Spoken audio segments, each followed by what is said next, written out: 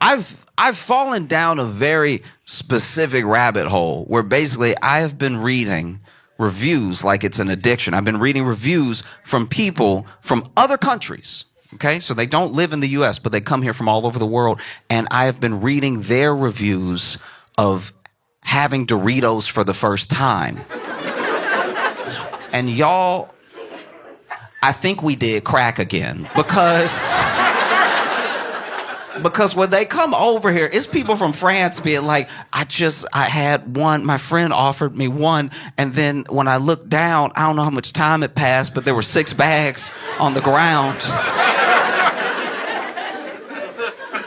And this is my thing, like, maybe what we are doing with Doritos is bad, you know what I mean? Because when you read the back of a bag of Doritos and you look at the ingredients, they all are words longer than what should be in food.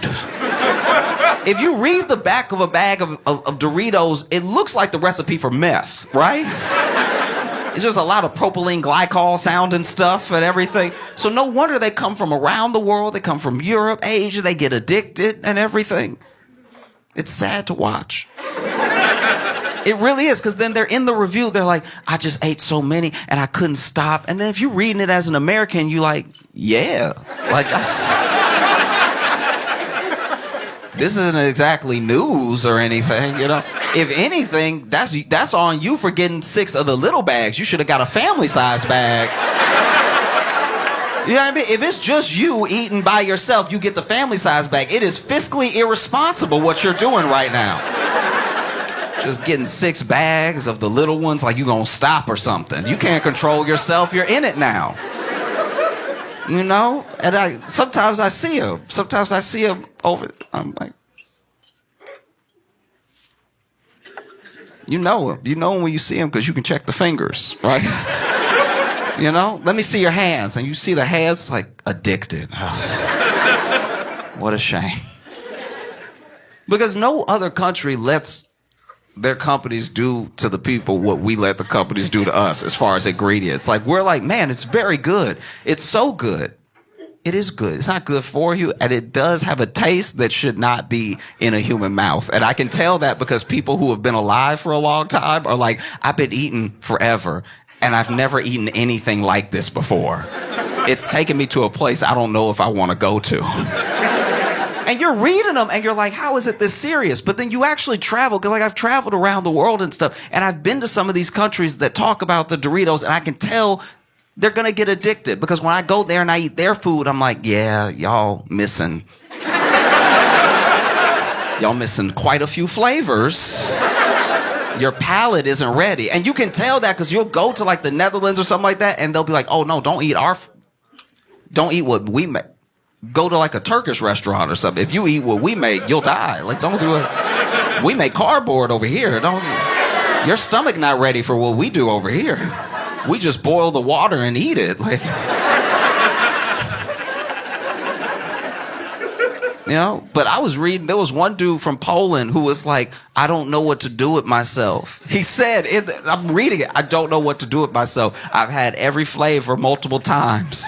A friend gave me some at a party. They always started like that too. Like a friend gave me some while I was at a party. They started with that peer pressure type stuff. And that's how you can tell it's drugs for them. They're like, my friend introduced me to Doritos.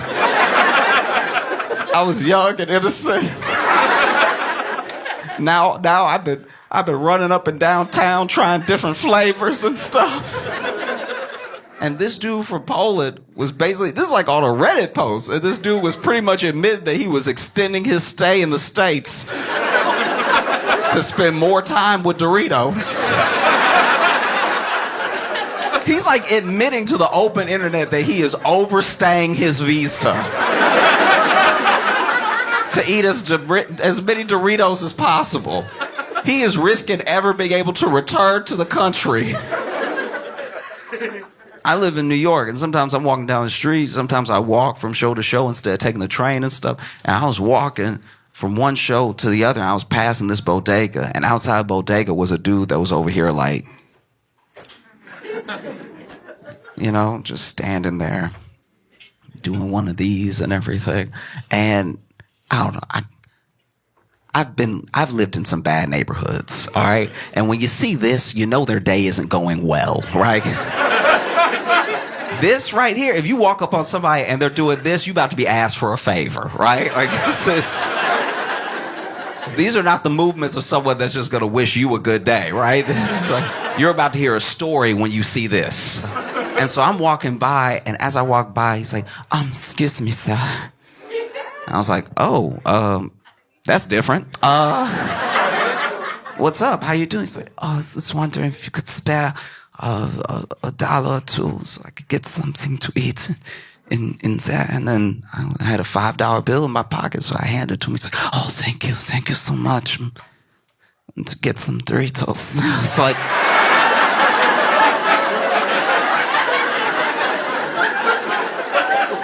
I'm an enabler.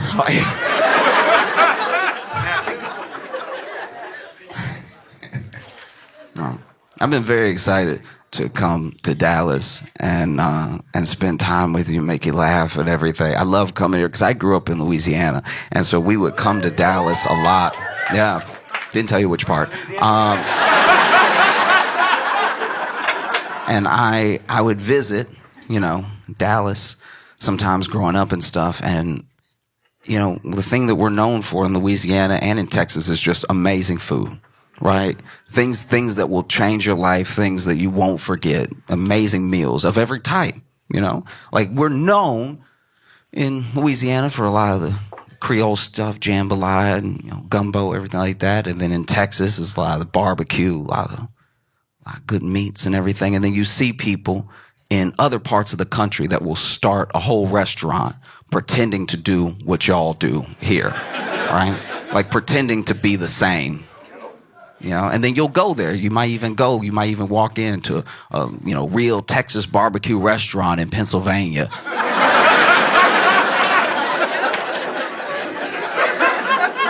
And you're nice, you're cordial, because you're good people. And you sit down and you have a couple bites, and then you're like, no. No.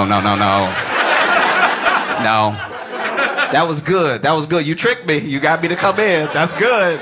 I like what you did there. It's because you got the font right. You got the font on the... That's what got me. You got the print right on the awning. And, ooh, okay. Because this isn't Texas toast. This is fat bread. You did fat bread. You didn't do any...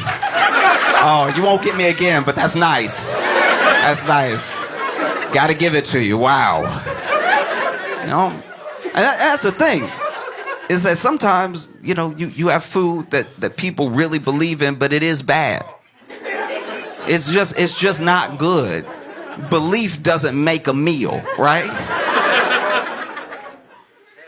And especially when I look online, it feels sometimes like we're lost, And I can tell that we're lost just because of what I see happening nonstop. Also online, because you have a forum, because people can comment, I see people say some of the most beautiful things and some of the most hateful things to each other that we know people wouldn't have the courage to say in person, right? Sometimes you're in person and maybe you want to tell someone how great you think they are, but you're worried about being embarrassed, so you keep it in or you just give them a thumbs up, whatever the thing is, right? But online, if you're never going to meet this person, you can really let them have it, one way or the other, good or bad, right? And so I've seen some really hateful comments that I know people wouldn't say if they were in person with the person, right? And when it comes to cooking TikToks, I think some of this hate doesn't go far enough. I think that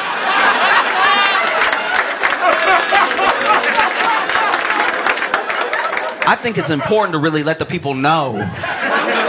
You know what I mean? Because you watching whole nasty recipes be made and then people just commenting the vomit emoji. It's like, no. We need to get into their personality. We need to get into their upbringing. We need to get into why they thought this was a good idea. Because they love to do it. They love to make nasty food and then film themselves, no shame, film themselves making the nasty food that should be illegal. The police should be kicking the door open as we speak. And not only did you not keep this a secret, you filmed it. You did an edit, and then you put it out for the world to see. You self-incriminated for no reason. And all this nasty food is somehow world famous or it's Nana's. Stop putting bad food on your Nana. Don't do that. You know she didn't bring you up like that to be making this slop. You know that grandma is turning her grave right now, knowing that you're putting stuff like that on her name. Because then the recipes don't make sense. They're like, you could use half a cup of sugar or salt, whichever. And it's like, that's a lunatic. That's an actual terrorist right there. That's wild that you're just telling people that. Why do you believe that? It's upsetting because then, back in the day, you know, this is what I'm told by my mom. This is what I was told by my grandma. You know, back in the day, if you had a recipe that was nasty, you couldn't just broadcast it to the world like that, the way the open internet has allowed us to. You had to poison people one at a time. You had to invite them over to your home. You had to say, come on, no, let me cook for you. And then you had to sit them down. And then they had to smell what was happening and decide to stay. It was a lot that went into feeding bad food to people back in the day. And then maybe if you got famous enough, you could have a cookbook. And then one of the cookbooks, maybe you falling off and nobody knows yet because they didn't make it themselves. But now you see people and the videos look good. Ingredients popping up on the screen and then they pop off and then they're chopped and it's a beautiful thing to watch. But then you see them take a bite of it and you can tell it's nasty because they only take one bite and then the video ends. They don't serve it to anybody.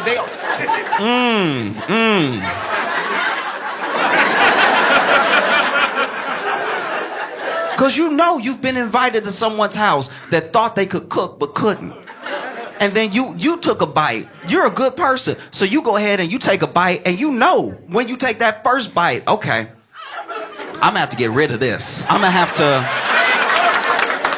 have to figure out a way. If there's a dog nearby, but I'm not gonna swallow. No, you're not gonna get me. You take that first bite and they're like, how you like it?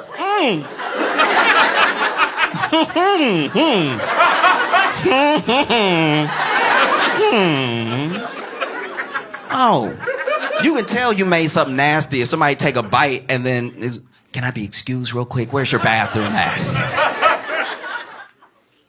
They just in that bathroom sweating, just like, what am I gonna do? It's a full plate. Oh, it's really horrible what people have done to each other. You know what I mean? It's just with a straight face, too. And now you got people broadcasting. Come with me while I make my Nana's world-famous mayonnaise grapes or whatever. Like, and they don't even know there's anything wrong with it because, once again, they weren't brought up with sense. You know? The amount of times I've been brought over to someone's house, and look, if anyone goes to the trouble of cooking for me, I appreciate it. You took your money, you bought the ingredients, and maybe you messed it up, all right? Maybe that's what happened, but I still appreciate the effort, right? As long as I don't have to finish it, you know? Because the amount of times I've been invited to someone's house and been fed shepherd's pie. You can tell from your groans. Like, shepherd's pie is already on the line. Shepherd's pie is crip walking a tightrope of nasty, right? One false step and shepherd's pie has fallen into slop, all right? You can't just do whatever you want with shepherd's pie and make it delicious. That's not how the world works. And I have been fed shepherd's pies that make you go, maybe I don't know how to eat. Maybe I'm the one. You know what I mean? Because I'll bite into a shepherd's pie and they'll be like, what just cut my mouth?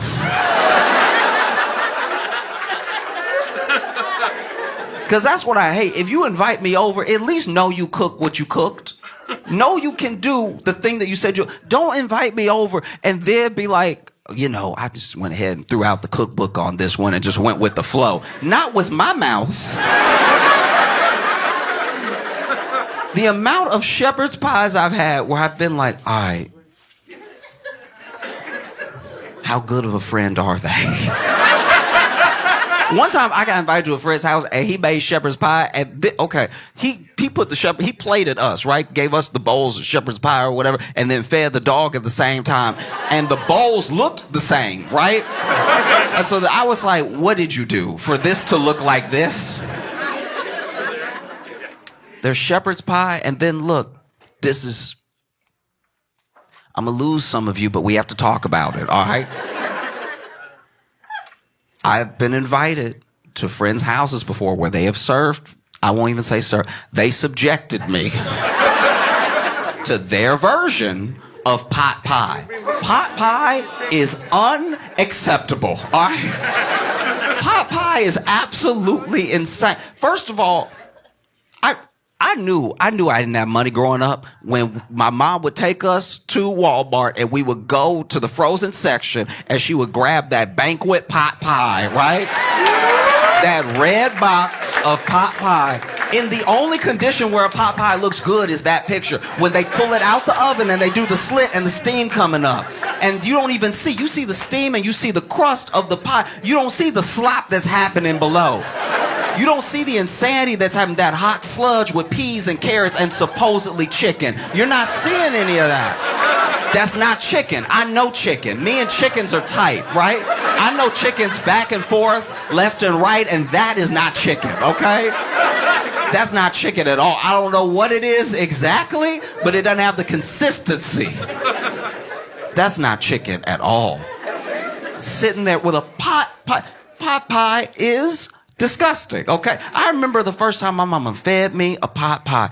Went, got it, put it in the oven, was telling me about it. Oh, I think you'll like it, everything. And then, she pulls it out of the oven. I remember my first bite of pot pie. I looked at my mama and said, Mama, I'm gonna work so we don't have to live like this. Like this Mama, I'm gonna change our lives, okay? It won't be like this forever, all right?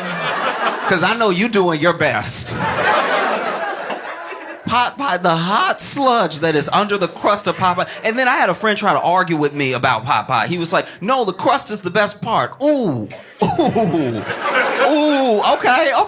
Wait, if you think crust is the best part of the pot pie, ooh, I got good news for you. If you love the crust of a pot pie, I got a good word for you today. There's something called bread, all right? Oh, if you love the crust of a pot pie, wait until you meet bread. When bread comes into your life, ooh, it's gonna change. If you love the crust of a pot pie so much you're willing to endure a pot pie, then get ready to meet toast.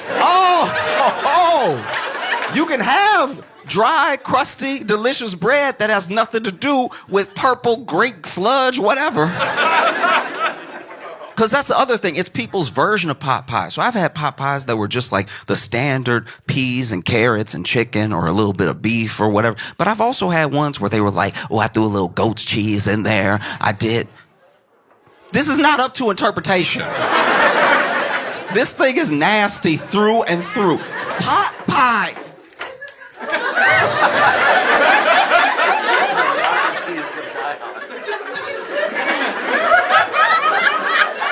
Pot pie.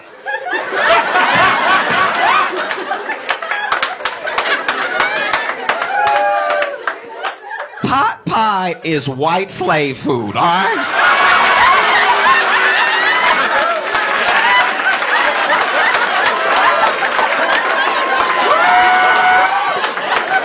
This is the food of subjugation. This is the food of fiefdom, all right? Pot pie makes sense if this is the 1600s. We don't have to do this. We are Americans. People fly from around the world and overstay their visas to eat our cracked Doritos.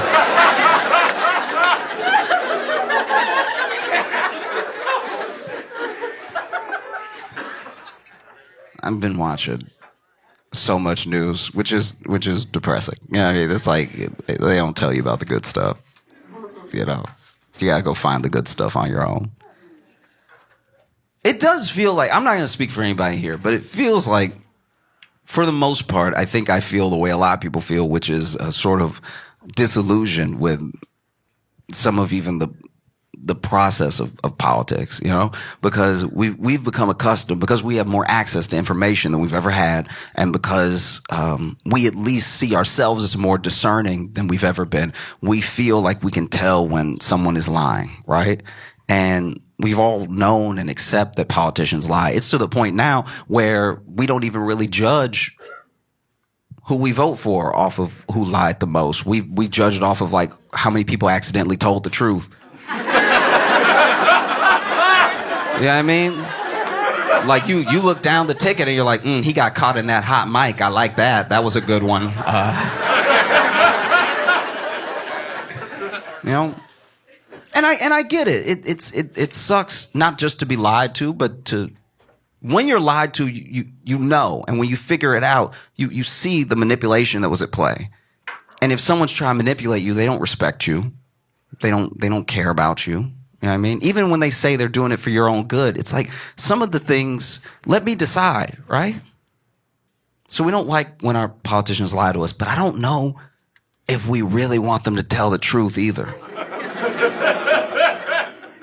Imagine a local politician, or maybe your country's representative coming to you and just being like, no, we're it's bad. It's bad. I don't think we can recover. This is beyond repair. Doesn't feel great because that sounds very true. I hope you're lying. Some people, offer up the truth even when they don't need to. You know what I mean? And sometimes that's a noble thing, and sometimes it's a very dumb thing. Sometimes it's just an odd thing. Like RFK told the truth this week about... I'll back up. In New York City,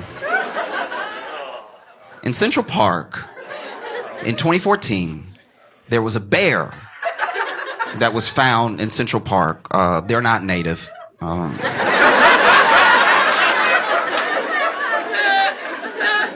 There was a bear that was found in Central Park next to a bicycle, right? And no one understood what happened. The police looked into it. The police couldn't figure it out. The internet sleuths couldn't put anything together. It was a genuine mystery, a decades-long mystery up until this week. When RFK Jr., for no reason, told the world, y'all, that was me. That was... I did do that one. So, RFK, as he tells the story, apparently him and his friends were going falconing. I don't know what falconing is. All I know is you took the word falcon and you made it a verb, right? I don't know if falconing means you hunt falcons or that you use falcons to hunt or you just talk to falcons. I don't know what y'all doing out there, but you put ing behind it, so I know it involves the falcons, right?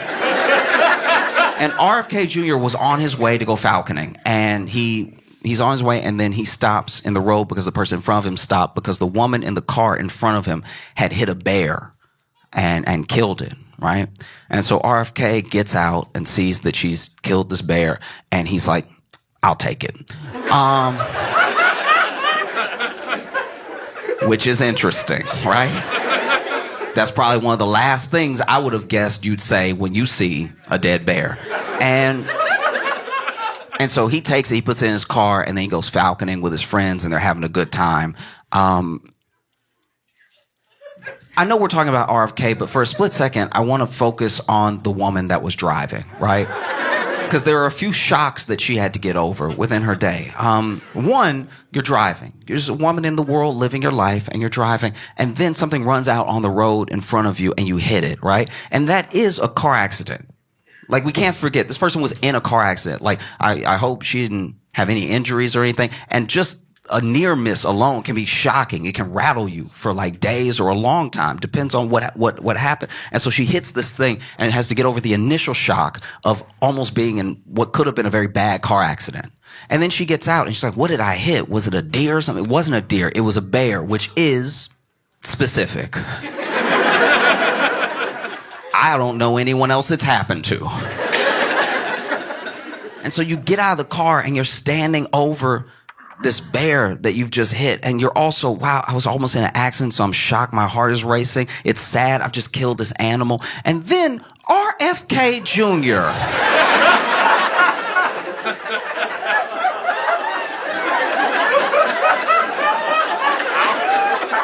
walks up to the other side of your car and stands over the bear with you and goes, I'll take it.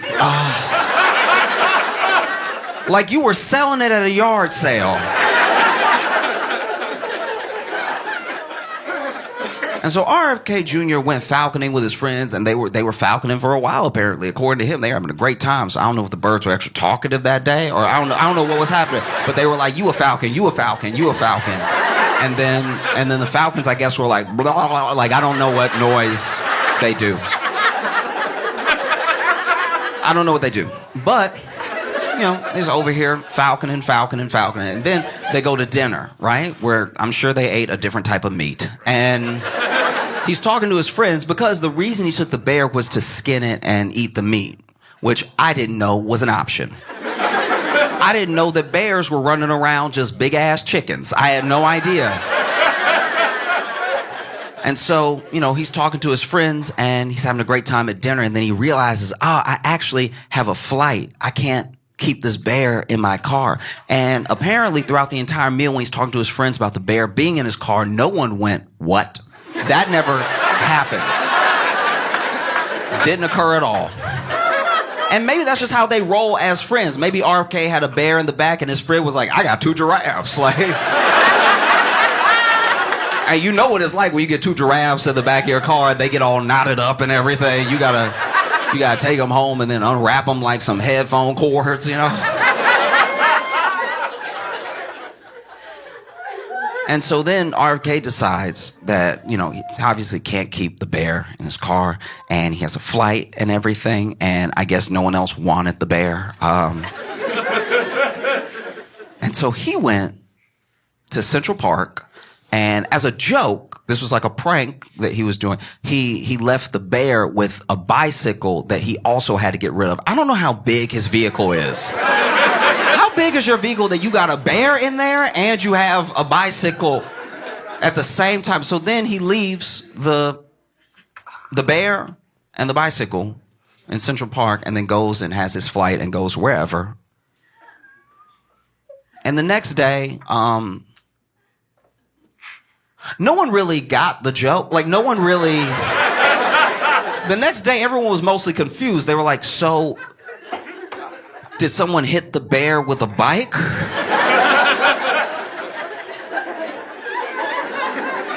Or was the bear riding a bike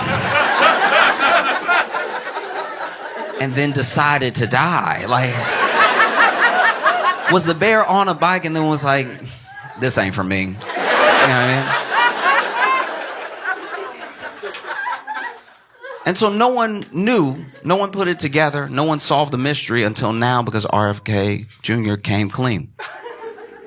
Because he was the only one that knew. The other reason that no one solved it until now is that the woman who, let's go back to her for just a quick second. I think the woman that hit the bear and then gave it to RFK or let him take it and then went about her life, you know, she also didn't come forward because I think the next day when she turned on the news and saw the bear in Central...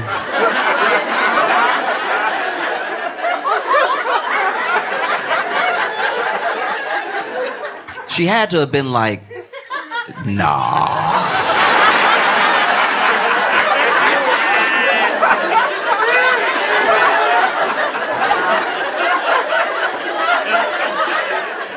There's no way. I like to think that from her perspective, she hits the bear, RFK takes it, she goes about her life, but then the next day, she thinks that RFK thought that he needed to make it look like an accident. Like...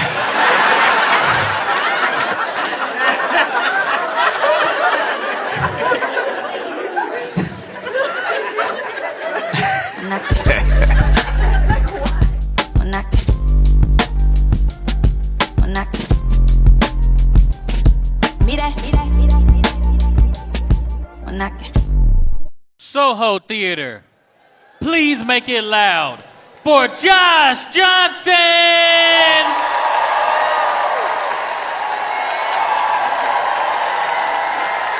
I don't know if I'm the only one who cares, but Have y'all seen what's happening with Duolingo? Okay, in case you're not familiar, Duolingo is an app where you learn other languages, supposedly. It's basically this app where they gamify learning another language through like quizzes and little mini games, little mini quests and stuff. And I'm not gonna say it doesn't work, but everybody I know that uses Duolingo still speaks English to me.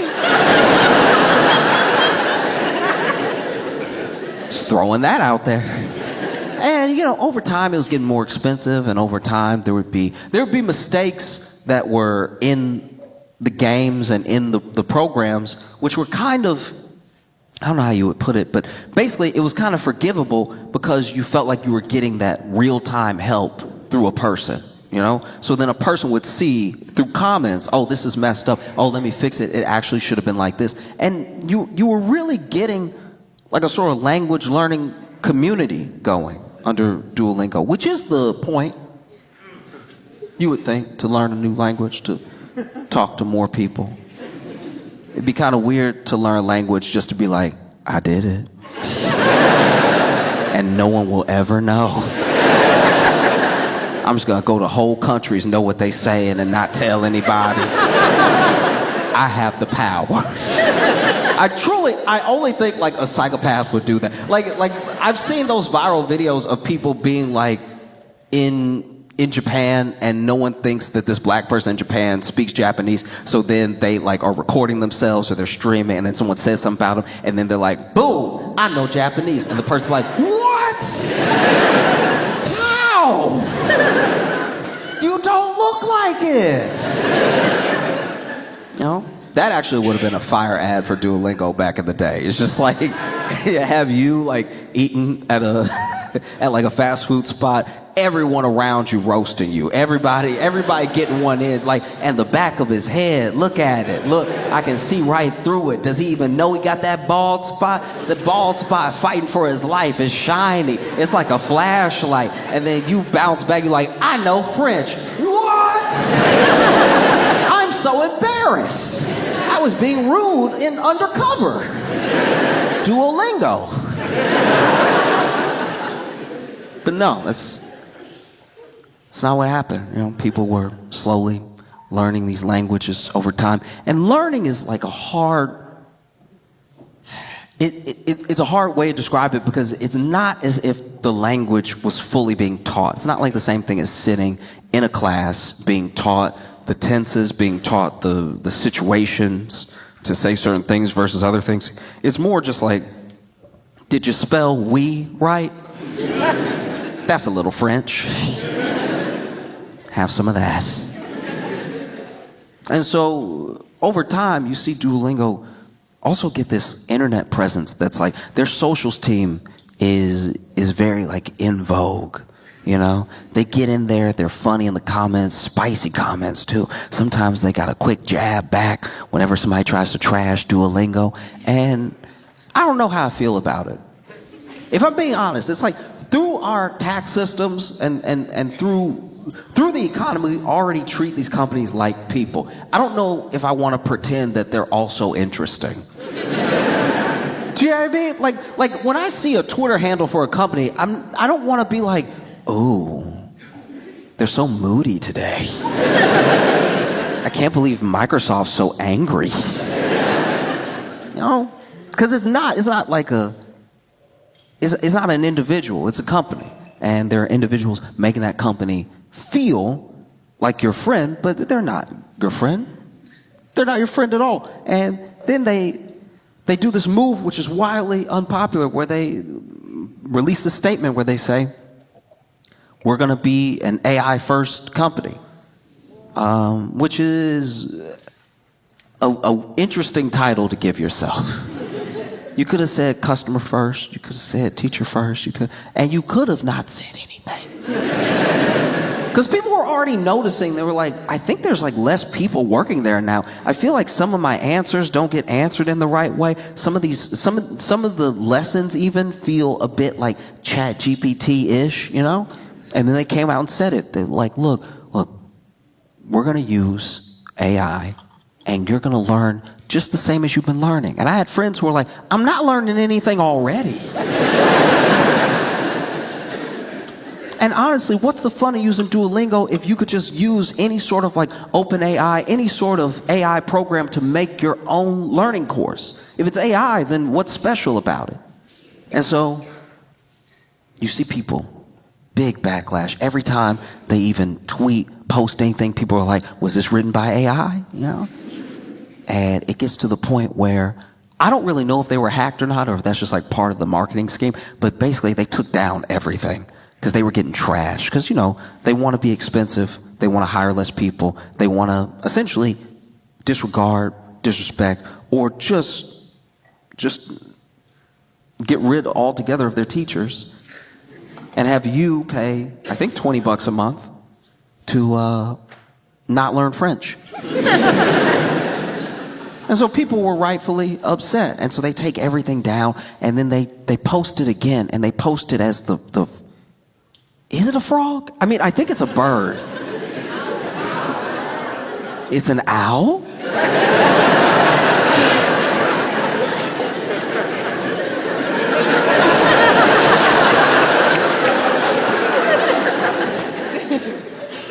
So they posted with a guy in a owl costume, and that guy was using like the deep, distorted voice, talking about how the elites ruined Duolingo. And I was like, yeah, but aren't you? What's happening? And then I think it was the CEO that even came out, and instead of giving some sort of statement that basically says, hey, look, yes, we're going to be using AI, but we're still going to have our teachers, and our teachers are going to just use AI for some of the menial tasks, but you'll still be talking to a teacher. Instead of reassuring the customers at all, he kind of just doubled down and was like, look, the AI going to be better than teachers anyway. That people got really mad. And I think what's happening here is what's happening all the time. Teaching is hard. Teaching is very difficult. And if you love something and you love it enough to teach it, that to me is amazing. I don't know if I know anything well enough to teach it. And I don't know if I have the patience to convey those ideas in an efficient enough way that you know what I know when I'm done talking. That's scary. I would never try to teach. I don't know, even things that I'll admit right now, even things that I'm pretty sure about, I don't know enough about to teach. I believe in climate change, but if you asked me about climate change when I got done talking about climate change, you wouldn't believe in climate change.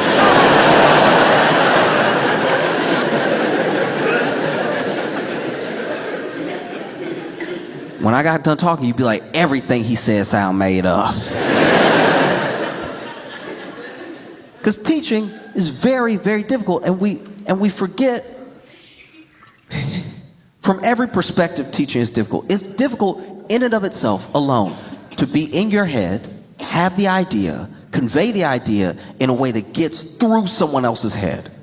You gotta get past all the video games and all the crushes and all the, just to be like, math!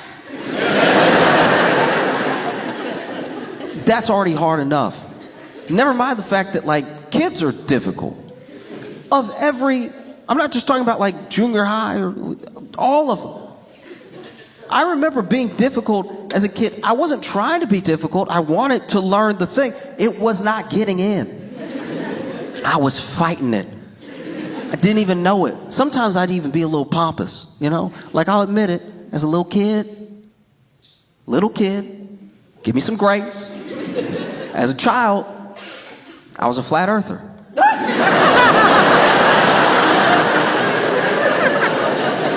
When I was little, I was a flat earther because, you know, my teacher tried to teach me about the globe and all the countries around the globe and stuff like that, and how the earth was round. I was like, Just gonna throw this out there for you. Feels pretty flat to me. I know I haven't been all over the world, but never been, you know, sideways. So I think it's pretty flat. Sorry to embarrass you while you're talking to the whole class, but And then my teacher very graciously was like, oh, yeah, this is sadly a common misconception. It's not actually flat. The earth is round. I'm like, oh, huh.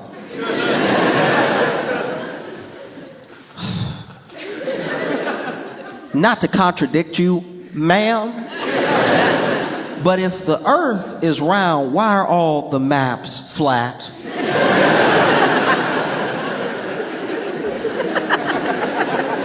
Truly, as an 8-year-old, I thought I had a mic drop moment. I was like, I mean, I rest my case. That's up there with you. You the one projected that thing. So, I mean, maybe I should have the chalk. I'm just saying. And then my teacher pulled out a globe. Because it's difficult. And look, I'm not a parent. And I can't imagine what it's like to be a parent the same way I can't imagine what it's like to be a teacher. But I see some of the friction that parents have with teachers sometimes, whether they think that they could do it better or that they think it must not be their kid, it must be the teacher. And I thought that all would have been settled through COVID. You remember that time where everybody was alone with their kids? To see how well they sort of grasped everything? You know, I don't think enough teachers got an apology. I feel like 2021, you should show up to your kid's school and be like, I didn't know he just wouldn't take the words in. Like, I really thought it was you this entire time, but nah, he hates science. That's his kryptonite. No? It's just, it's also hard because I think the way that we look at teaching is as the obstacle as opposed to as the help, right? Like even now, if someone tries to teach you something, there's some reluctance there sometimes. What it used to be, you're a kid and these adults, they don't know what they're talking about and try to teach me something. And then you become an adult and you're like, why do you think you can teach me something? We're the same age. And then you get older, and then someone younger than you has something to say, and you're like, why do you think you can teach me something? You don't even know about the world, right? So I think that a lot of people, myself included, sometimes have a reluctance to learning in general, especially because there's a sort of like hubris around getting an idea. When you get an idea, you feel like you got it. I snatch that, you know? It's like when people say that they're self-taught, but then they tell you how they taught themselves.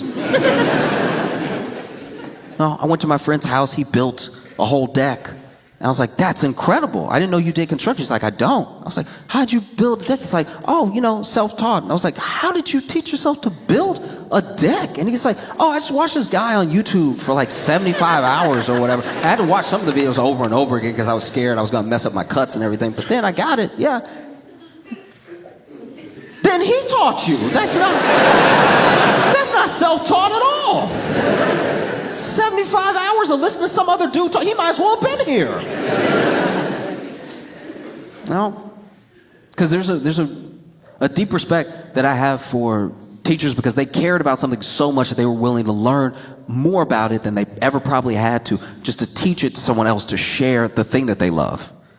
My math teacher loved math so much that she went to more school for math, and then she came back, got a teaching degree, and then came back and taught a lower math than she understands. She has to dumb down math every day just to bring it to me, and just to try to give me some math. She went through all that, and I don't know how we did it. It's kind of incredible that all over the world, we somehow managed to not pay teachers enough and not give them enough, like in every country, no matter where you go. And so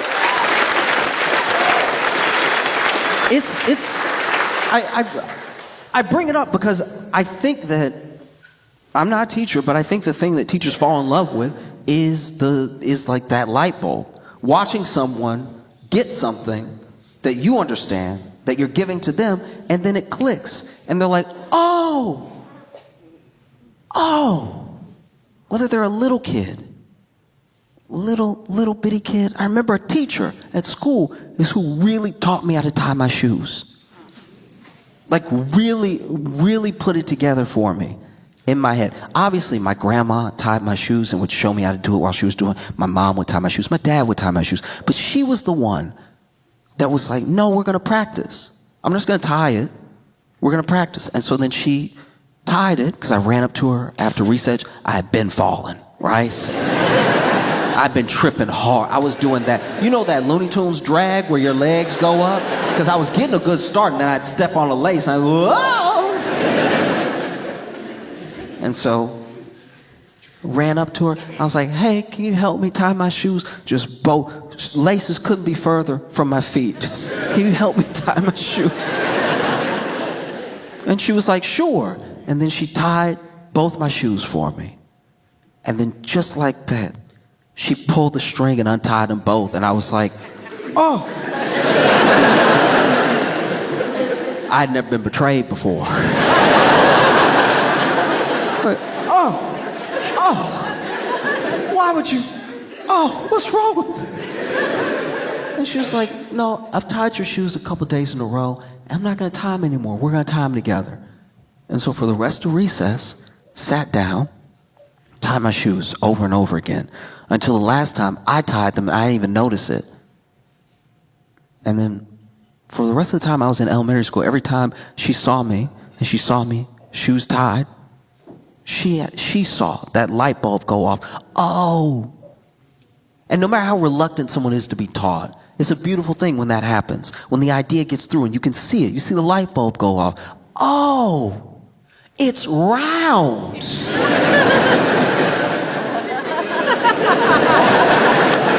Who would have thought?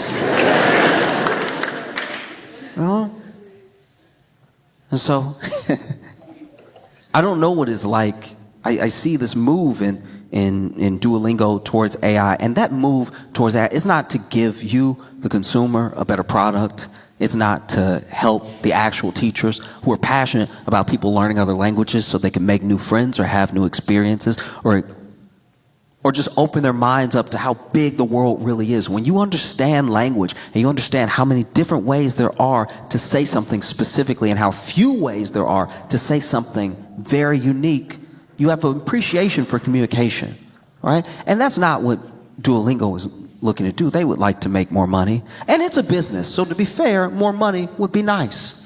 That's what you're supposed to do at business. No one shows up to business like, did you make any friends?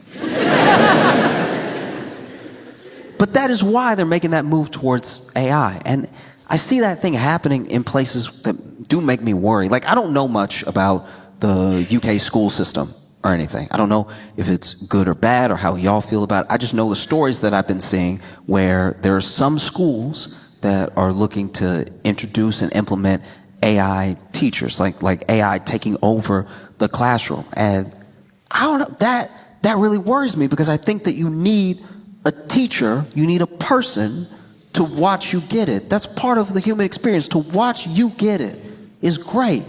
Being in a classroom that's led by AI has to be like being in a driverless car. And you get in, and they tell you it's safe. They tell you it'll get you where you're going, but you get in, and, you know, maybe they programmed it to make sure it makes the light, but not to speed, you know. But you're in the back seat for some reason. I mean, I guess there's no wheel, so might as well. And you're just looking out the windshield the whole time like, okay, they say this is how you get there, but I've never gone this way before. And now you're just sitting there like, oh, I think you missed the left. Oh. Really nobody to talk to in here, so sort of talking to myself. Oh, that's a bus, that's a bus, that's a bus, that's a bus, that's a bus. Because one thing about being here that that I cannot stress enough, the way y'all's buses move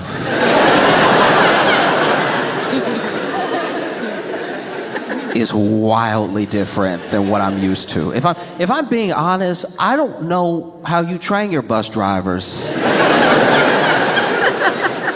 Or what happens when a bus driver hits a person, but it looks like they're trying to find out every turn.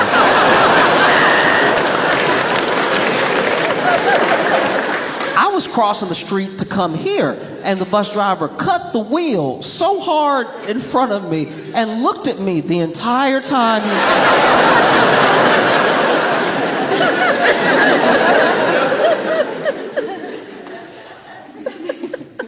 But you're in this driverless car, and it says it's going to get you where you're going. And so maybe you should trust it. Who knows? But sometimes prefer a person, you know? I know that we don't necessarily treat everything this way. Like, the best example I can give is when it comes to school and how kids are using ChatGPT and other AI to do their homework for them or do the lesson for them and turn it in. The big fear there is that they will not know how to think to a conclusion, right? Like if we're being honest, and this isn't to disparage what anyone teaches or how they teach it, but a lot of the actual lessons you learn in school don't matter as much as you taking the steps to get to the end product, right? Like it isn't imperative that you read Mark Twain. But it is good that you read something that is not how the people that you know talk, and it's not from a time that you live in, and it opens up your mind to that the world might be different, you know? And the fear is that if kids use this thing too much, if it's completely abused, that you'll essentially graduate someone who is illiterate and not able to think critically about anything. And they'll be a doctor.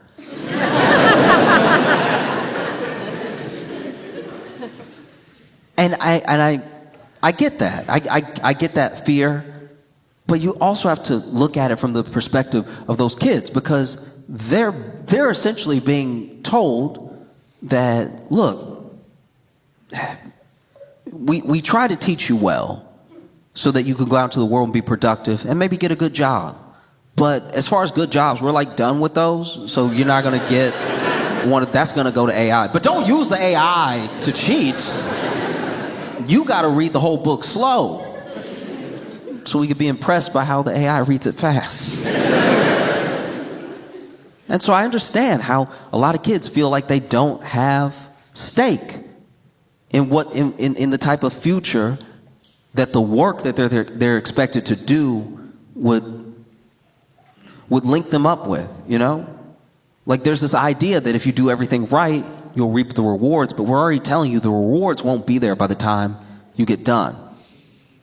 And so I see things like them bringing AI into these UK schools and paying for these programs. You have to ask yourself, is this really coming out of the kindness of someone's heart? Or is this to make money? Is there a company that will make money? And surely there is. Because the programs range in prices. There's one program, though, that is being implemented in school. I think I could be wrong about the exact number, but I'm pretty sure that the amount that the program is going to cost the school is like £27,000, which I'm not saying is the best salary in the world, but you could pay that to a person, you know? And it just freaks me out because I only know what it's like in the American school system, which is scary enough. And not just because of the shootings. It's also...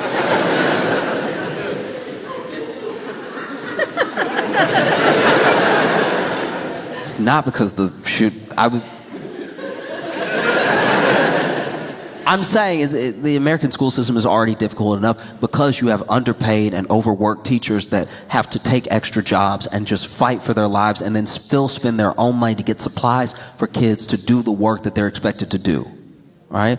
Just to like stay even slightly above water. So how can you not expect this kid who's already been given less resources than kids in other districts and kids who, you know, by some accident happen to go to a great school or happen to be in a place with money, how can you not expect them to use ChatGPT to get them to close the gap?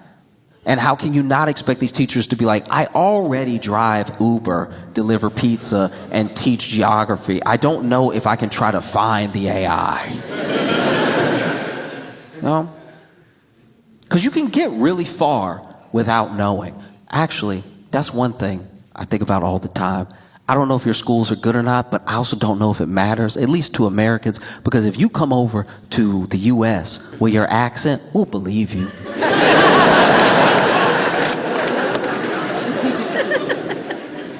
Like, people in the U.S. fall for the British accent so hard, it's kind of unfair that we were ever number one. Like even a lot of the conspiracy theories that we believe in the U.S. did kind of come from a British guy who just talks smooth. You know, like he comes over after y'all kicked him out for being too wild, and then he's like, you know, there's lizards in all the people. And we're like, when he says it, it makes sense. You know, y'all have some phenomenal exports. But you do have some rough ones. You know? Like, why did y'all do like that? Sending Piers Morgan to us.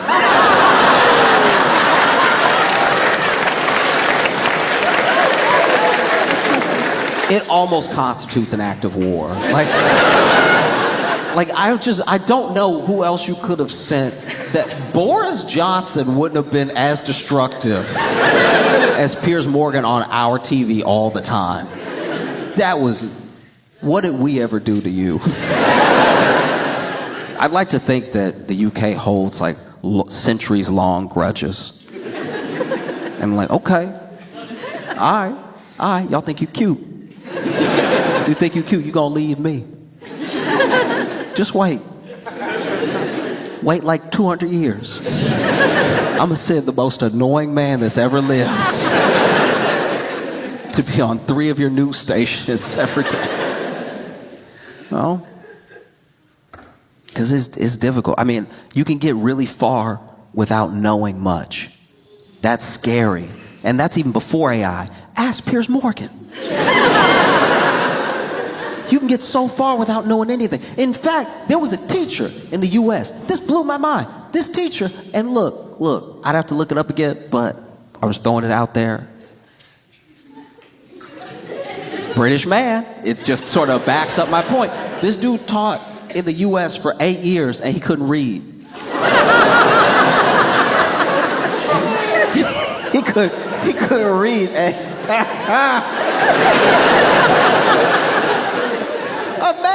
Imagine somebody failing you who can't read. Imagine you turning your paper and they're like, I don't even know what this says, but it looked wrong. Like, this look like garbage, man. Nah, this dude really figured it out. This is one of those stories that kind of went semi-viral before virality was like well established. So before YouTube and like things could pop off on Twitter, Facebook, or anything, this dude got his like maybe his master's or something, and started teaching. And I think he was teaching like middle school, and taught middle school for like 8 years. Could never read, but what he would do was he was very good at picking out personalities. This was his talent. This was his thing that he had used his entire life. He could read people. He couldn't read words, but he knew.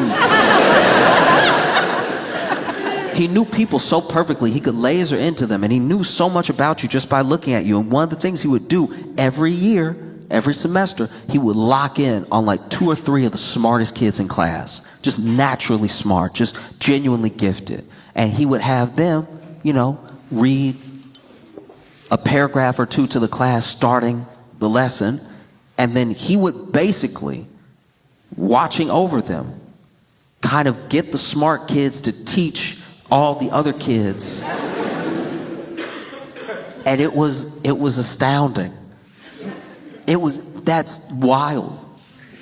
I'm sure that's what they think the AI will do. I'm sure that's what this dude would lock in, and he'd just see, okay.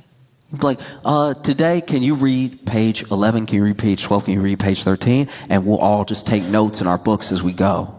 Right? As the kids would be taking notes, as the other kids were reading and everything. And one of the things that he said in his defense, he's like, show me where the kids that I taught aren't proficient in what I was teaching. My methods work. And it's fitting that he was teaching middle school too, because middle schoolers are some bullies. A middle schooler is the only one with the real audacity to be like, I don't think he can read. That would never happen in higher education. Like, if you're getting your master's and your professor can't read, you would second guess yourself. You'd be like, no, I must be missing something. He must just be like so locked in that he never looks at the book. No, only a middle school would be like, I bet you he can't read, dog. Because a middle school will blackmail you too. A middle school would be like, hey, look, it's A's for me and my boys the rest of the year. Or we telling everybody you can't read. That's A, as in the first letter.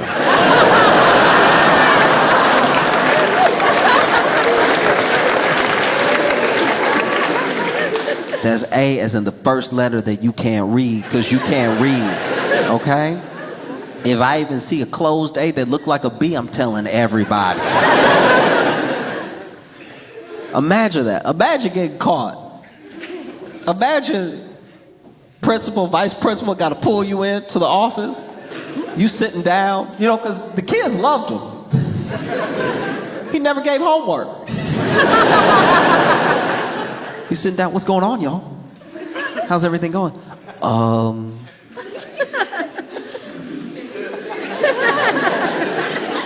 We need to talk to you about something that's a bit troubling. We are hearing, it's honestly hard to even say this out loud.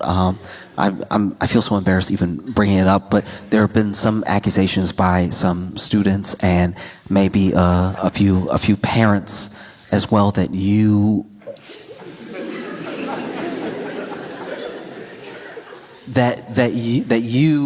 ooh. Because you gotta think about it. If you're wrong, you look so crazy as the principal. If you're wrong, you look like you believe everything you've ever been told in your life. If you're a principal that drags a teacher into a room to be like, can you read? Like,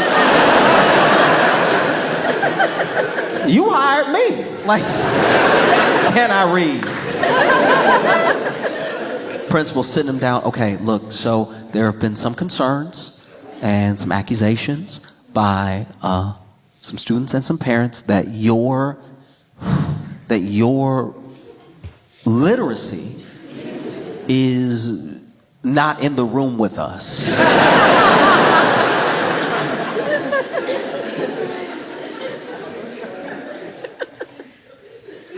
You know, and I don't know if they would have the teacher in there by himself or they'd have the kid that accused him of not being able to read because he didn't get the A he wanted.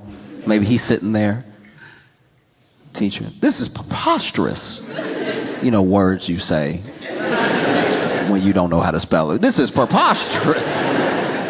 Me not be able to read. What how dare you? How absolutely dare you? Kid sitting there. Make him read something.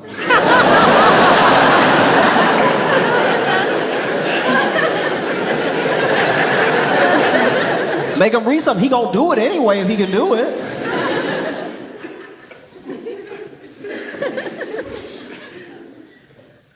They try to get him to sign his resignation letters. They're like, can you read it? I'm not even gonna dignify that with a response. Kid sitting there, that means no.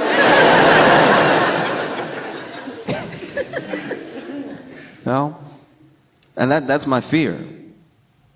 That's my big fear is that you let this system start, it only benefits companies, and before you know it, it's an entire generation, an entire country of people who aren't proficient in thinking skills. They can't think critically. They're not truly literate. And never mind not just reading for fun. They do not really grasp how important reading is because you can either cheat the AI or the AI has the best interests of the company in mind. Because that's another thing that was happening with Duolingo. It's just all these ads started popping up, ads for companies because they're a company that's trying to make money, you know? And so what if that happens? What if you implement so much AI into all of these schools and it goes left? How fast can you train an entire generation of teachers that were burned out and underpaid and overwhelmed to begin with? You know? That means that you could have an entire generation of UK teachers coming to the US not knowing how to read and teaching our kids not to read could be a disaster. Never underestimate the power and the impact that a teacher can have on your life. I remember a teacher sat me down and told me something I didn't even know about myself. This teacher sat me down and told me, you got a lot of nervous energy. Like, I can just, and I was like in middle school where you can't even be polite. You just got to get right to the point. Like, they just sat me down. You got a lot of nervous energy. All right. You ever thought of drawing? Just channel it somehow. Right. I was like, oh no, I never thought to draw. I love anime. Yeah, maybe I'll draw. And I drew something, and you know, my teacher was like, draw something, bring it to me. You know, I'd like to see what you draw. And so I did. And when I showed my teacher my drawing, they were like, we're gonna find something else.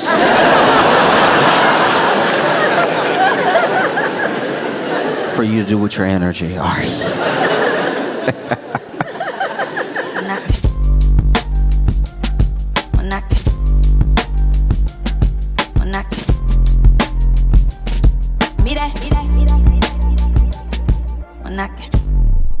Hey, we are at Side Splitters in Tampa, Florida, and it's about 8:02, and I have forgotten the hoodie.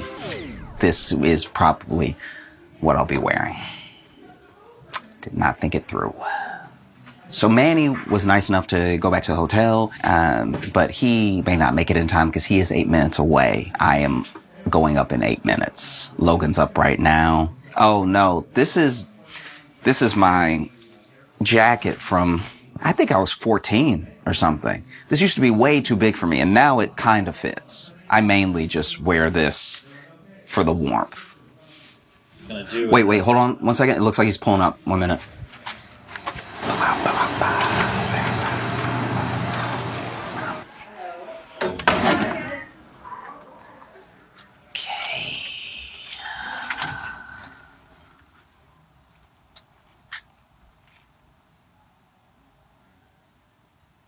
Uh-oh.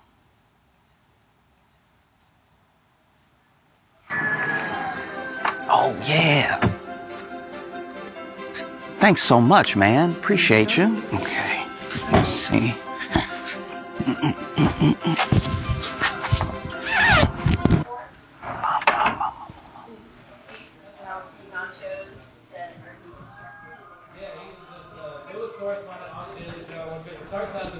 Make some noise. Let's hear it for Josh Johnson.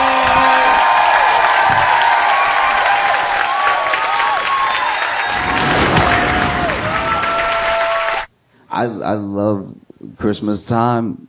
It's one of my favorite seasons because I love the gift giving.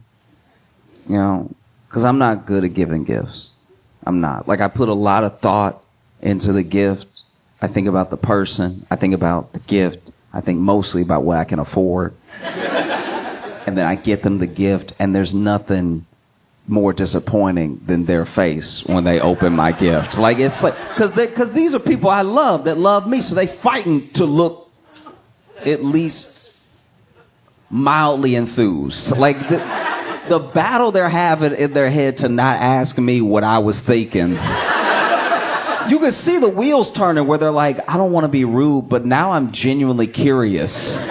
What was on his mind when he bought this? What would make him think I would like this, right? Like, I remember one time I bought my friend, okay. I bought them like a really nice, and it was expensive. It was very nice, and it was polished, but it was like a polished figurine of an Easter egg. And then they opened it, and they were like, oh. Oh is never good, by the way. Do you know what I mean? Like, even if you propose and then you hear, oh, it's about to be no. Like, it's very close. It's coming up. And so I gave them the gift, and they were like, oh. And then I felt like I needed to fill the space because they said, oh, and they didn't say anything else. But I was like, clearly I need to let them know why this is a brilliant gift. And so I was like, because you love Easter. And they were like, oh. And I hadn't been hit with 2 O's in a while. That second O let me know that maybe this is just bad. Maybe they weren't confused. Maybe they've decided they hate this gift. And so I was like, yeah, because you love Easter. That's your favorite holiday. I know it's Christmas, but it's still something to do with Easter now. Like I got you something rather than waiting to give this to you on Easter. I got you a little bit of Easter in winter. And they were like, you could have got like a crucifix or something. And I was like, wow. That did not occur to me. I forgot you love Easter because you love the Lord. I just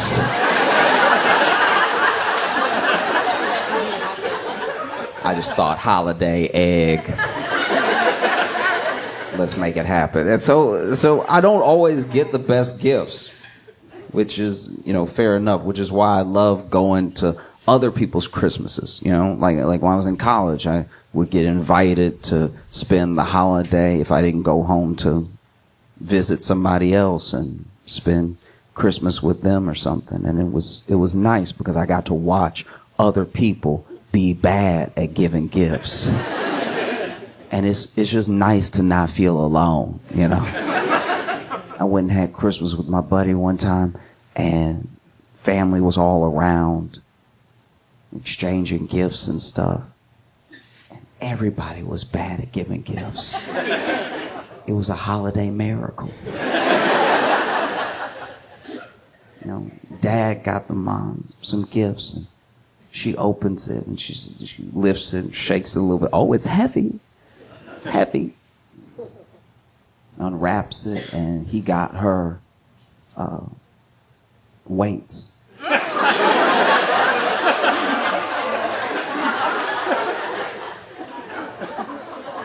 And she was like, why'd you get me? And in my head, I'm like, go ahead, answer. Please answer. Why'd you get her the weights? Why'd you get them, Stephen? What are the weights for? And you can see the flicker in his eyes where he was like,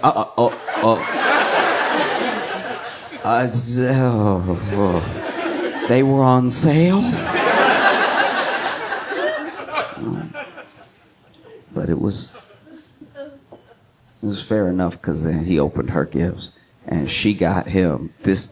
Look, you think the weights are bad? This woman bought this man 50 Shades of Grey.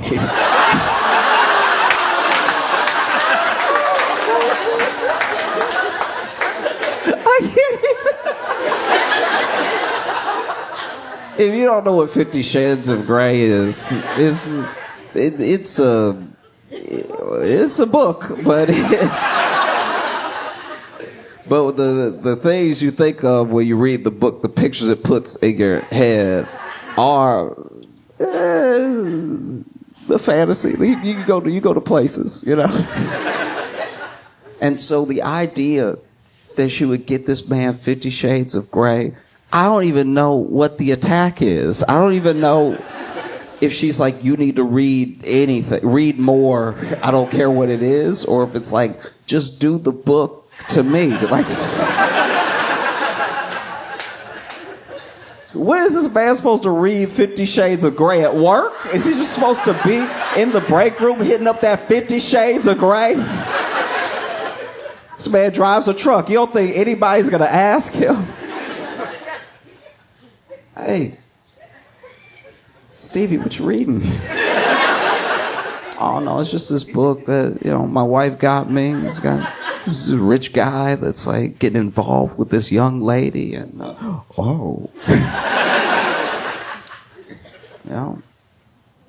can't tell.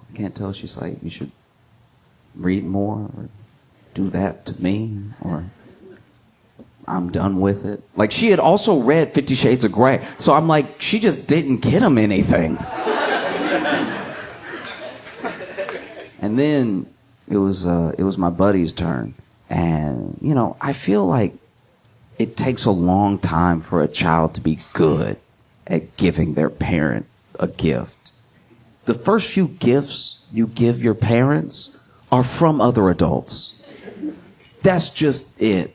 It's just like, hey, this beautiful diamond bracelet is from you and me. We're going to give it to your mom together. And then you stand there all proud like, yeah, the diamond bracelet is also from me.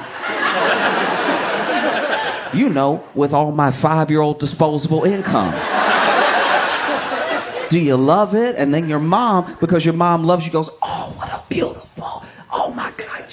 Hugs you all tight and everything, and you feel all proud. You didn't have to do anything. You didn't have to do anything. You didn't have to think of anything. Sometimes you get somebody, when you're little enough, you can get anybody anything, and they at least pretend to love it. When you're like 5, you could draw them a picture. I did that. There was a Christmas where I drew a bunch of people pictures. I can't draw at all. I gave them less than nothing. I wasted their time. I genuinely wasted their time because I wrapped the picture that I drew, and so they had to open it like it was about to be something. And the worst part is that I was like, oh, let me not let it get crinkled up or anything, so I had it in like an envelope with the wrapping paper around it. They probably thought it was going to be a check, anything actually valuable. It was too much work. There was a little bow on it. They had to move the bow. They had to unwrap it. They had to not crinkle it. They had to open up this envelope just to get a picture of them that looked offensive. When I think back to how I drew, there's no way I drew a good-looking person. I drew as best as I could put my hand to the page, and it wasn't good. Everybody's head was out of proportion. But I was little, so they pretended to love it. They were like, oh. And I think some of them did love it. Some of them probably did love it because they loved me. And they were like, oh, this person that used to not even exist, that's so little, so cute, love them so much. They did their best. And that's very sweet, right? But then you get older. And then it's like even more obvious you didn't get the gift. You know? It's like, oh, you know.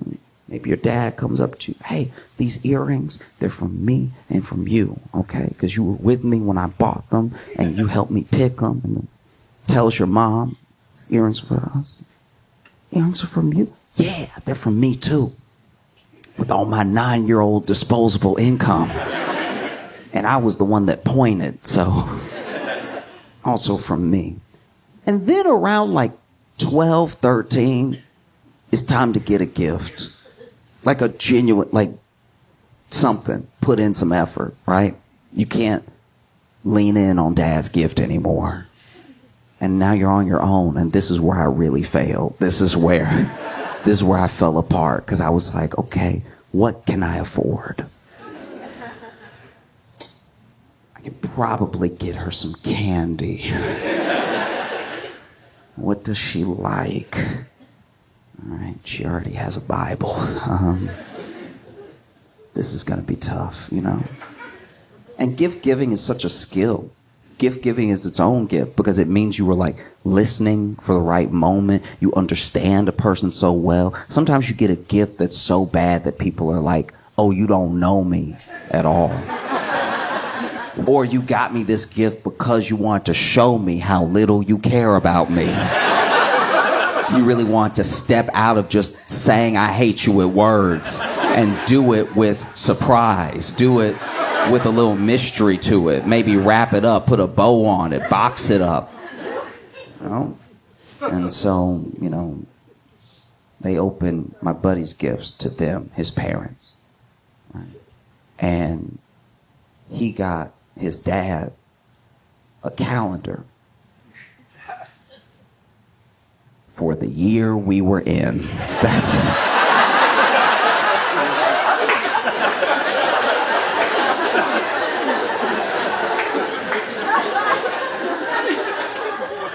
Almost all of the calendar had happened.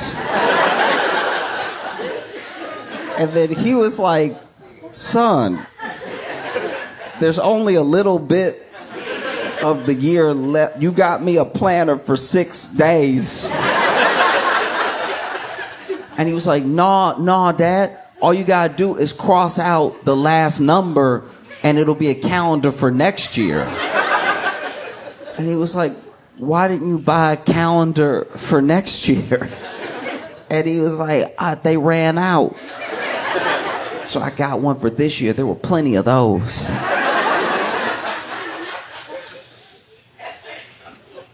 And he's like, son, that won't work because the days also change. It won't just work to put, because it'll be a different day of the week when it's that date. Next year is a leap year. It's like, oh, my bad. Okay. I can return it. And then my buddy got his mom a copy of 50 Shades of Grey. And it's like, I was like, do you not know what the book is? In what world? One of the worst gifts I've ever seen somebody give was a cat. This dude got his girlfriend a cat, and it would normally be adorable, right? Except the cat was fully grown and had already decided it hated people. I don't know where he got this cat from, but this cat, first of all, the cat was barely a surprise. They knew it was a cat as soon as he tried to give the cat, because what he did was he tried to put the cat, so you know the crate that you put a cat in? He had the crate, but he had wrapped it, and he had put the little like slits for, you know, the front for air in the thing. But as he's handing her this thing that's way too heavy, he's handing it like this, and inside she can hear, like it's... The cat isn't meowing. The cat is screaming. It's guttural. It's coming from the back of the throat. And then she rips the wrapping paper out of the way. And the cat is like...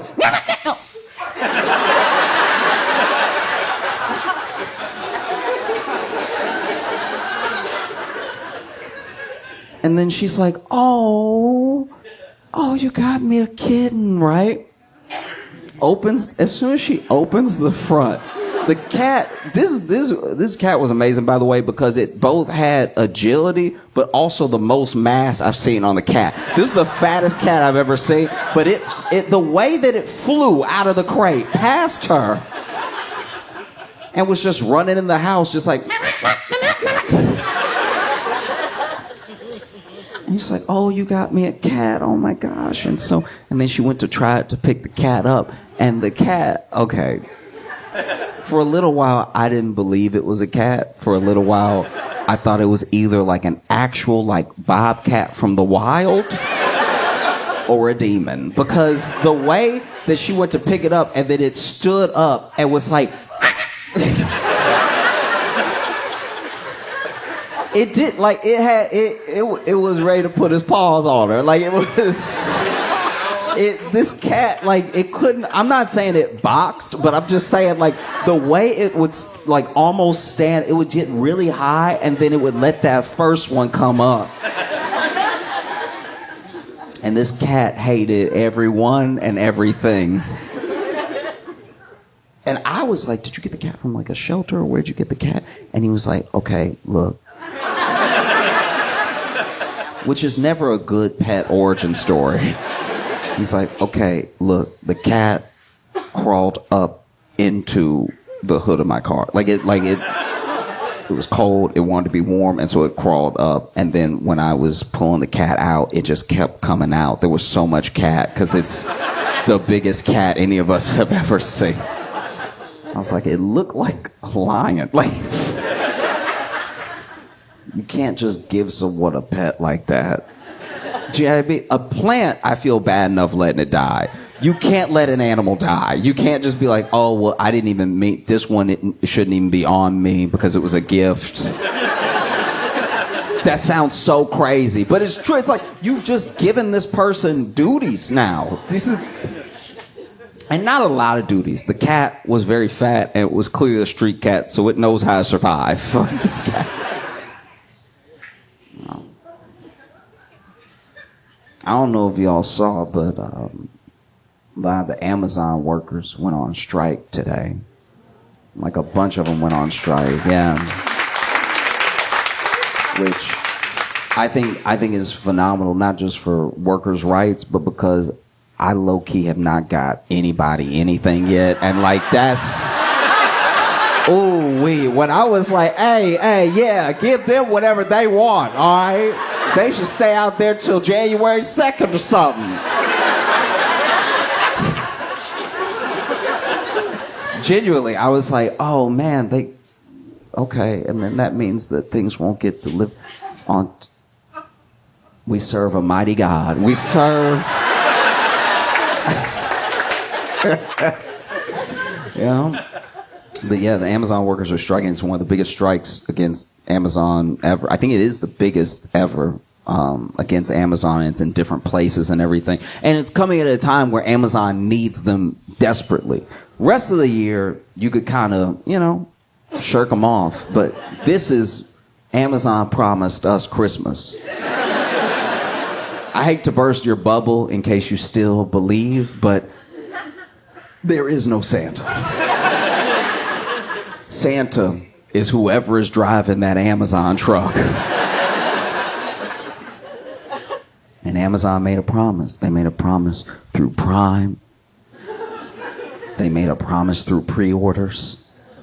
And, why their reputation stakes on delivering on that promise. And so if the workers strike and they can't get things to the people, maybe the people are like, wow, I put a lot of stake in you, Amazon. Maybe I'm just going to go to Target next time. But Amazon, they claim not to have it. They claim that they don't have the money.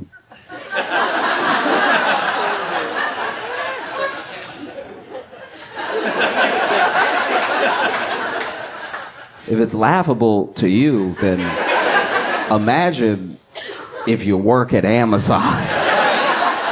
And you just looking around like, oh, so y'all don't have it. The boss went to space. Tell me what you don't have again. Oh, we don't have it. We're not able. We need too many people working at the same time at a pace that's unrealistic because we tried to replace you with robots, but then, the robots killed themselves.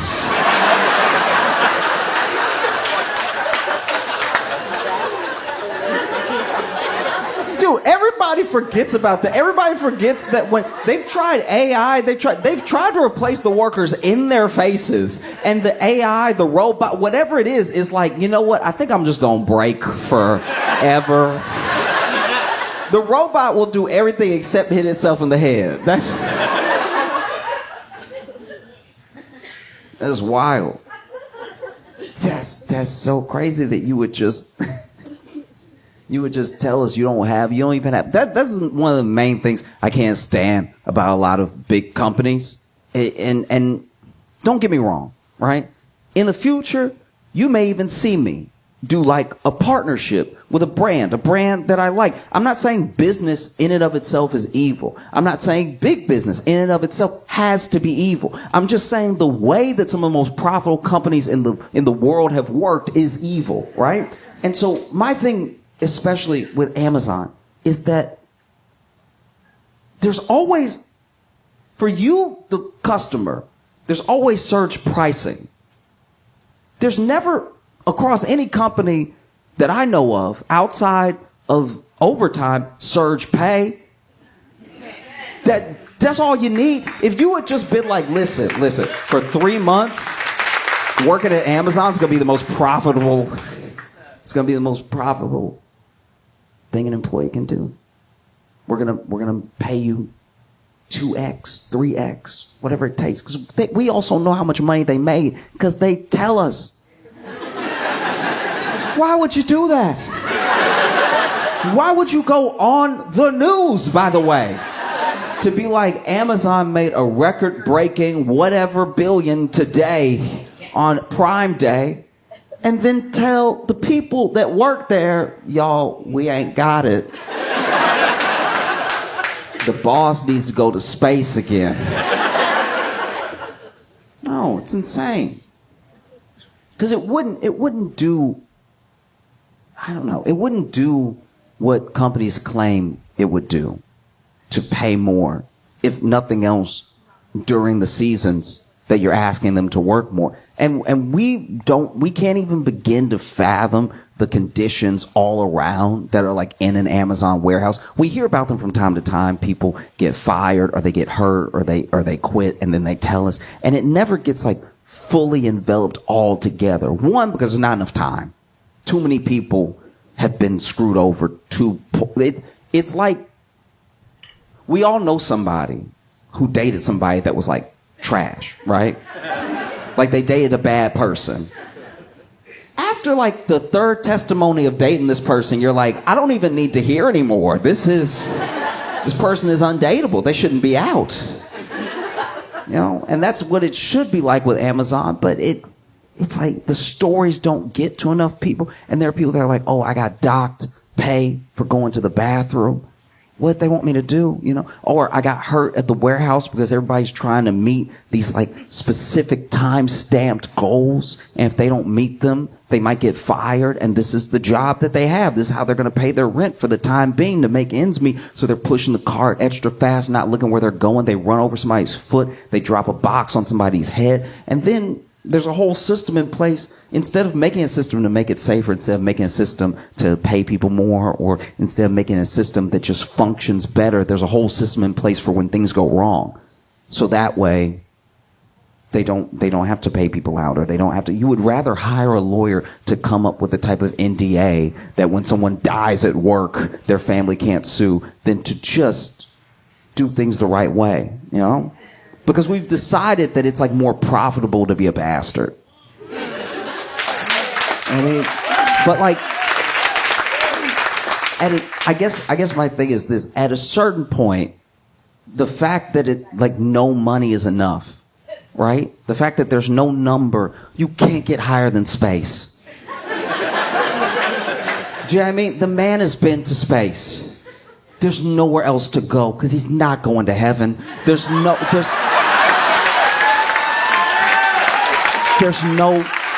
more. You have enough money. I'm not even saying that as someone, look, I'll be honest with you. I'll be very honest with you right now. I would like to, in my lifetime, make a lot of money. I have no gripe with people who have a lot of money. It's only the way in which they make that money. That's all that ever bothers me when it does bother me. I usually don't care how much money anybody has. We're all on a different path. Some people are born with money. You can't help that. Some people make a lot of money through everyone wanting to buy their product. You can't help that. I'm not jealous of anybody. I want everybody to do well. It's just, I look at the state of things, right? And there's no perfect system. I'm not saying I have the whole answer. The answer is you're going to have to make less money. But I don't have an answer that they would like or implement, you know? I guess my thing is this: if we want to help the workers as much as possible, bodies get put on the line when they try to meet these goals, right? It's one of the things that they're protesting, one of the things that they're striking against is that they have to put their bodies on the line to get things to us, the consumer, right? When we order. Because for us, it's just a click. For them, it's their body, it's their livelihood, it's their life sometimes. And I think the only way to fix this, at least temporarily, is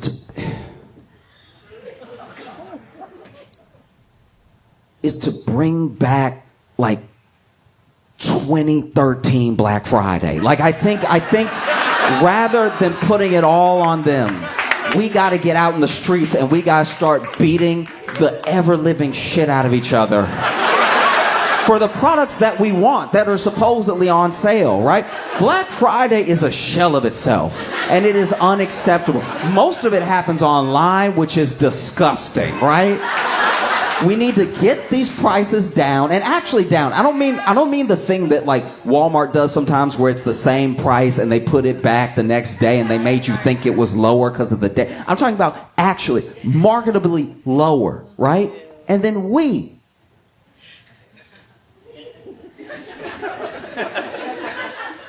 have to start training in August.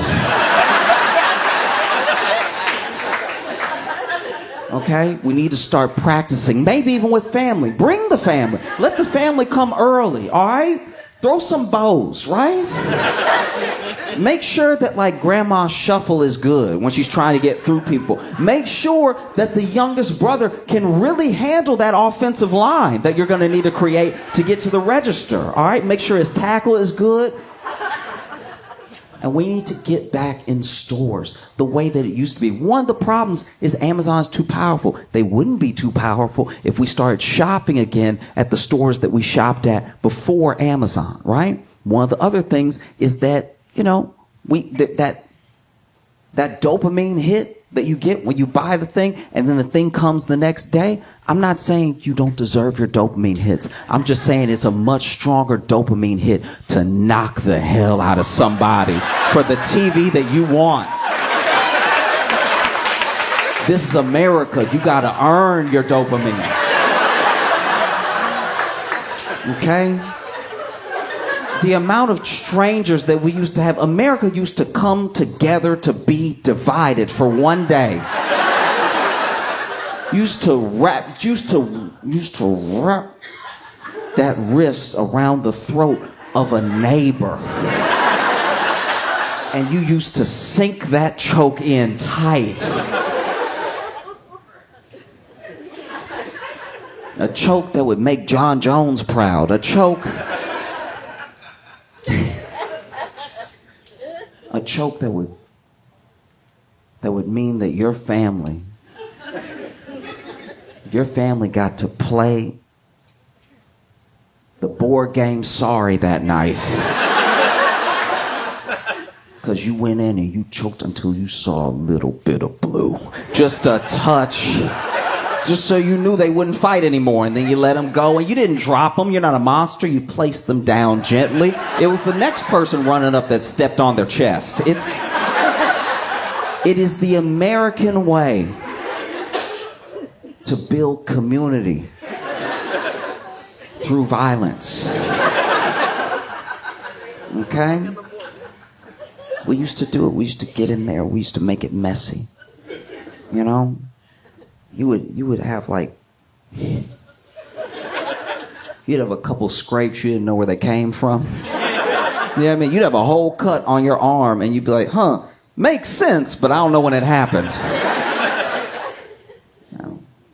But I don't know. I'm bad at giving gifts, but I hope that everyone striking for Amazon gets what they want for Christmas. Genuinely, I do. Like.